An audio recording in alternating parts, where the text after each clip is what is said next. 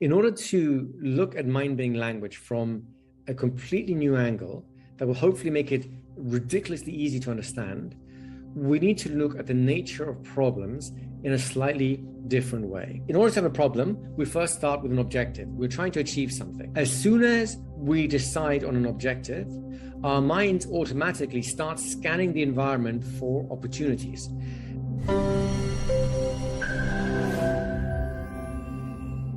Now, let's define what I mean by mind-bending language. The purpose of mind-bending language, in a nutshell, is to dissolve problems. So wherever you have a problem, we're going to analyze the nature of problems in a moment. We're going to use mind-bending language to dissolve them. And then mind-bending language can be used at its own complete intervention, and it can be used as an adjunct to other interventions you might prefer. So it can be used as a supporting act, or it can be used as a main event. It can be used as a coaching tool just as easily, because look, all we're looking at here is the idea of doing personal change, right? Now, for those of you who have some of the other mind-bending language programs out there, don't worry, they're in no way defunct or obsolete. In fact, what they'll be doing is they'll be radiating out of the core that we're building here and showing you how to get more depth in the principles that we're doing here. So if you think about all the other programs as ways of deepening specific aspects of mind-bending language, what we are doing here is we're revamping the core from which all those other programs radiate, so that this will be the new foundation. And then once you get a sense of how this works, each of the other mind-bending language courses will allow you to take aspects of what we're doing here and deepen it, get more clarity on a particular aspect, get more skill at a particular aspect, whether it's asking questions or putting more spins. And so they will blend beautifully together. You'll see this as we go along, right? In order to look at mind-bending language from a completely new angle that will hopefully make it ridiculously easy to understand, we need to look at the nature of problems in a slightly different way. Who here is familiar with the concept of an OODA loop? OODA. I'll take that as a no. Perfect. All right. So an OODA loop is a form of a decision-making theory that was popularized in the military, particularly in the Air Force. And it's to do with how it deals with making decisions under high pressure situations, right?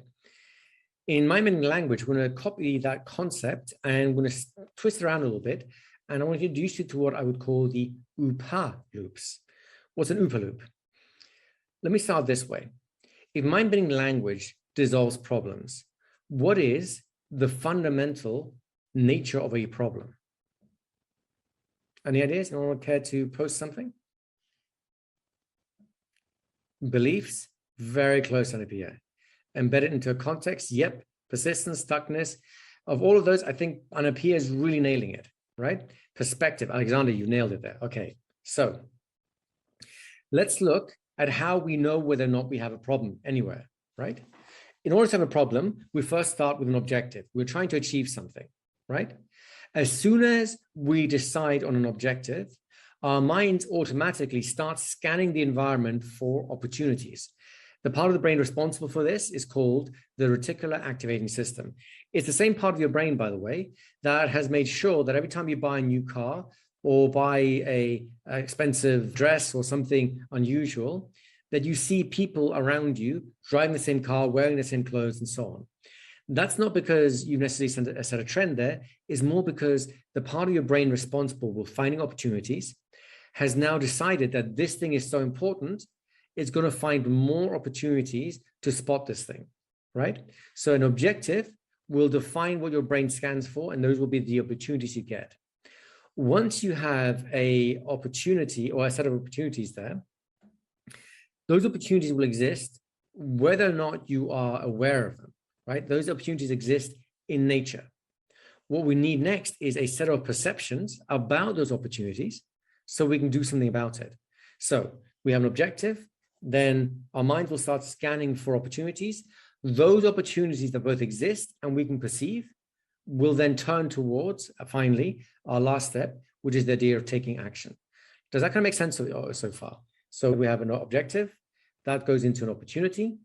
Then our perceptions will filter through that in order to be able to take action on something. Now, when that whole system works out, well, then we don't have a problem, do we?